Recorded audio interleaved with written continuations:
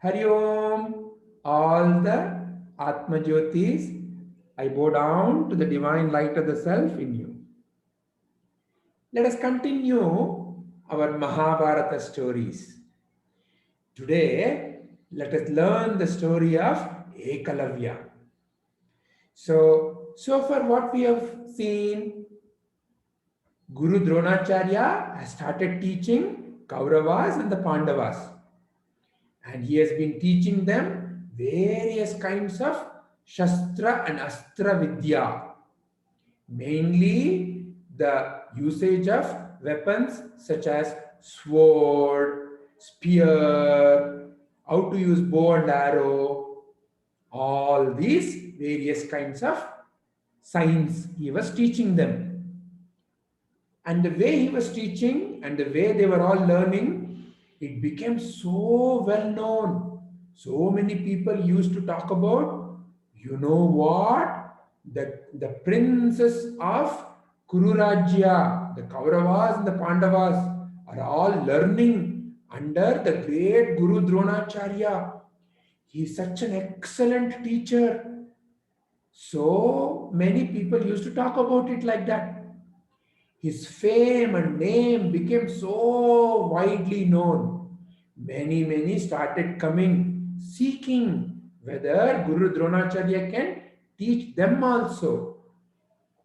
During those days, there used to be a kind of a social way of doing things, and the science of the warfare was taught only to kings and their families, because it is the king who would have taken the oath to protect the people.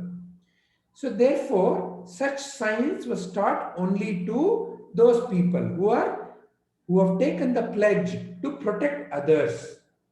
See, you have to teach things only to the ones who deserve. If, let's say, for example, one who doesn't know how to use, let's say, mobile, and you give a very good mobile, would they not harm the mobile? Would they not drop the mobile? Like that, these kinds of things have to be taught only to the right recipients. That was the dharma, that was the social order of that day. So Guru Dronacharya used to take students based on such dharma. Once, Ekalavya, he was a hunter in forest. He came by listening to the glory of Guru Dronacharya and asked him, can you please teach me also the science of archery?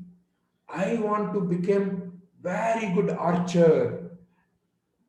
Guru Dronacharya looked at him. He asked him, what is the purpose for which you want to learn archery? Ekalavya said, I want to be the best archer. Guru Dronacharya recognized that he wants to learn not to help others, but he wants to be a great archer. What is the use of this wonderful science being taught to such a person who is not interested in serving others? So he told him, see, I have taken the oath that I will teach only to the princes. So you do not belong to a princely family. So I cannot teach you. Please forgive me. Saying that, he sent him away. But Ekalavya, in his mind, he had seen Dronacharya as his guru. So what he did was, he made a sculpture of Guru Dronacharya. And in his heart, he prayed that may the grace of Guru Dronacharya be on me. So every day he would offer his respects and puja to that sculpture, and he would start practicing the skill of archery by himself. Over a period of time, he became a very good archer. Once it so happened that Kauravas and the Pandavas went to the forest for hunting. They had many dogs, and one of the dog went ahead, and it went near the place where Ekalavya was practicing. It started barking at Ekalavya. Ekalavya first said, "Shush!" and the dog wouldn't stop. He had by then become such a great archer that he took about 7 different arrows and he shot at the mouth of the dog. He shot it in such a way that it did not harm the dog, but it went and stuck in the mouth of the dog. And the dog couldn't close its mouth, so it couldn't even bark. Such a great skill, no? Now the dog started making kind of sound and it went running back. On seeing that, Arjuna, Dronacharya, and all others, they became mesmerized. Wow, it must be a wonderful archer because it is not ordinary archer who can do something like that. So they all went to see who did it.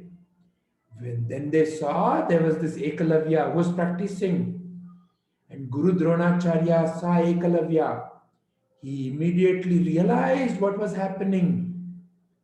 As soon as he saw Guru Dronacharya, Ekalavya fell at the feet of Guru Dronacharya and he said, "Oh Guru, I have recognized you as my Guru and I have been only having you in my heart whenever I've been practicing. Today, this is where I stand. I'm so happy to see you." Guru Dronacharya felt if this person whose only aim is to learn something for the sake of only learning and not necessarily to help others, it may not be a good idea because when somebody does like that, their ego, how great I am, it builds up. So Guru Dronacharya thought, "Have you recognized me as your Guru?" He asked. "Yes, yes, you are my Guru." "Then you must offer Guru Dakshina. Are you willing?" Ekalavya, without even hesitation, said, "Yes, I'm willing to offer you Guru Dakshina." "Can you offer your thumb?" And Ekalavya, without even thinking, took his small knife, he cut his thumb and he offered it to Guru Dronacharya. Guru Dronacharya then blessed him, saying, "Ekalavya, though you wanted to be the greatest archer, you may not be the greatest archer, but the world will remember you as the greatest disciple." What is the mark of a great disciple? One who realizes the value of a guru and offers whatever the guru is seeking without self-interest. You will be known as the greatest disciple, Ekalavya. Like that, he blessed him and he went. This, my dear children, is the story of Ekalavya, the greatest disciple, and how Guru Dronacharya helped him to become such a great disciple. So I will end our Mahabharata story here today. We'll continue our adventures of Mahabharata in our next episode. Till then, Hari Om.